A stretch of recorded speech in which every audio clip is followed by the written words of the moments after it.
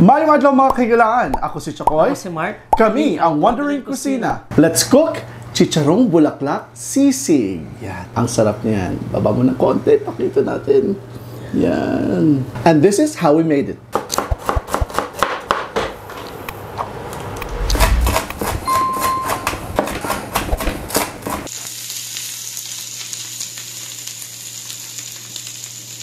And let's taste this. Masarap to sa kanin.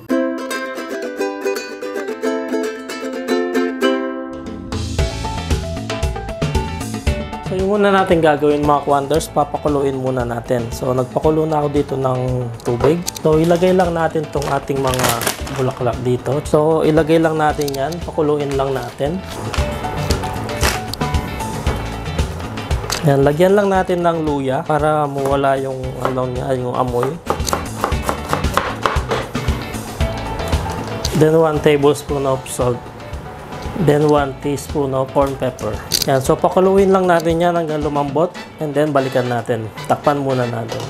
So yan mga kwanders, after pagpakulo natin ng 30 minutes, ayan na siya. So malambot na siya. So hindi natin siya masyadong papalambutin kasi piprituhin pa natin to. So ngayon patayin na natin yung ating kalan. Then tanggalin natin sa tubig. Yan, lagay lang natin dito.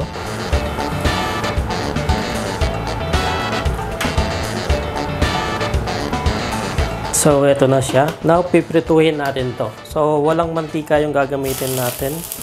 So yung magpiprito sa kanya is yung sarili niyang mantika. So pwede na natin itong pag malaki, pwede natin siyang putulin para hindi siya masyadong malaki. Ayan.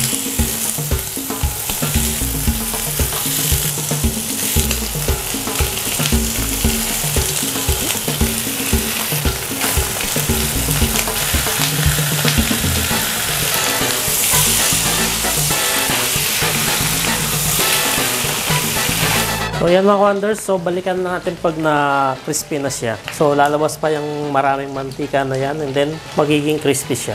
So balikan natin pag ganun na yung texture niya. So now mga wonders, i-check natin. So ganyan na yung itsura niya. Nag-brown na siya. So pa-crispyan lang natin siya ng gusto para mawala pa yung mantika niya. Yan, balibalik na rin lang natin siya ng ganyan hanggang maging crispy siya.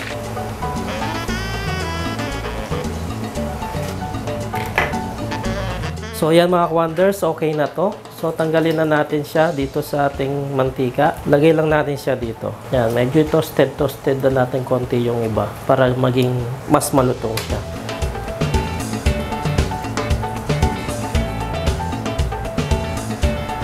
So yan mga kwanders, palamigin muna natin yan para maging crispy siya. So now prituin lang natin itong ating atay ng manok.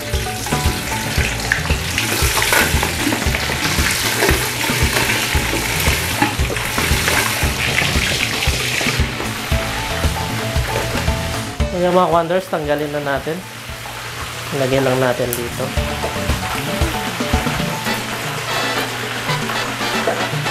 So yan mga wonders, eto na. So iset aside muna natin to, palamigin natin bago natin siya iwahin. So balikan natin pag maghihiwa na tayo. Iwahin na natin. So madali lang paghiwa nito, yung parang ano lang din siya. Yung style sisig na maliliit. Ganyan. Ito nyo, naririnig nyo ang lutong. Yan. Ganyan lang paghiwa.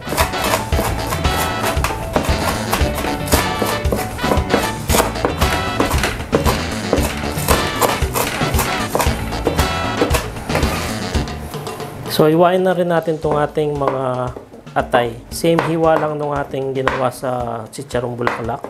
Maliliit lang din. Sama na natin dyan.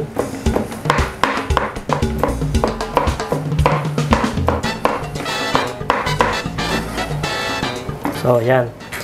So, now tapos na tayo maghiwa sa ating chicharong bulaklak at saka sa ating atay. So, maghiwa muna tayo ng sibuyas. So, gagamit tayo ng 3 pirasong sibuyas dito.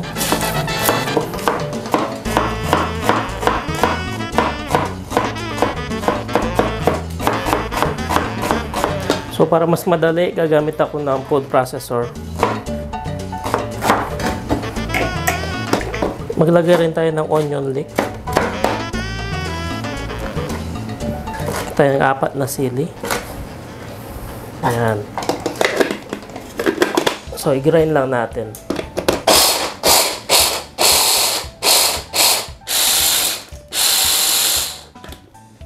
Ayan.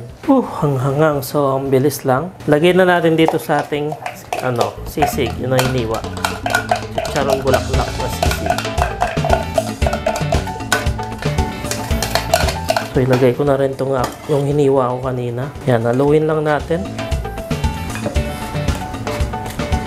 Mag-squeeze lang tayo ng 2 lemon. So, kung wala kayong lemon, kalamansi, pwede. Mas masarap yung kalamansi. So, lagay lang natin.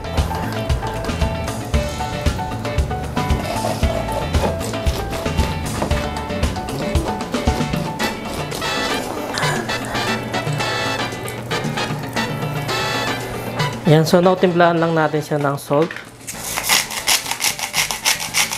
and pepper. 1 teaspoon of pepper. Yan, haluin lang natin. So, yan. So, tikman muna natin kung okay na yung lasa niya. Kulangan ako sa asin. Yan, tsaka sa medyo kulang sa asim. Lagay lang tayo ng konting suka. Yan. So, yan mga ka-wonders. Luto na yung ating chicharong bulaklak sisig. So, now is-serve na natin.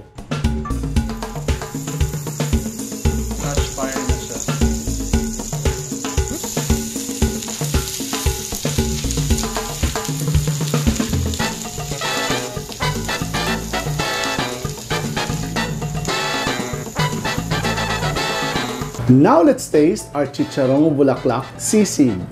Yan. Padool na ito muna doon. Dito puha. Tapos na po siya nag-sizzle. Yan. Meron siyang bits of onions on the top. And then may chili na naka-chop. And let's taste this.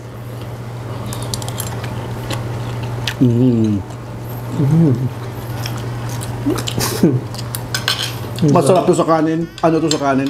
Aksaya to sa kanin. Hindi mo siya mapapansin na chicharong bulaklak. Oo. At saka, until you know na chicharong bulaklak siya, yun nga, hindi mo siya malalasahan na matatanong mo, anong klaseng karne to? Oh, and it has, liver. Ang sarap. Then, mas masarap pala i-food processor yung mga sibuyas na ilalagay para mas malasa siya. Ayun, kaya pala. Tsaka yung sili, sinama ko na doon, tsaka yung onion leek. Ang sarap niya, guys. You have to try it. So, meron na naman kayong pampulutan, mga ka-wonders, take note.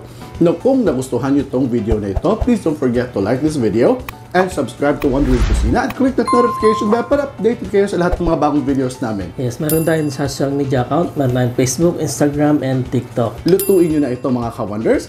Kami ang Wondering Cucina. Ako si Chakoy. Si Mark. Stay cool, stay safe, stay blessed, and peace. Pawis na naman ako sa anghang nito.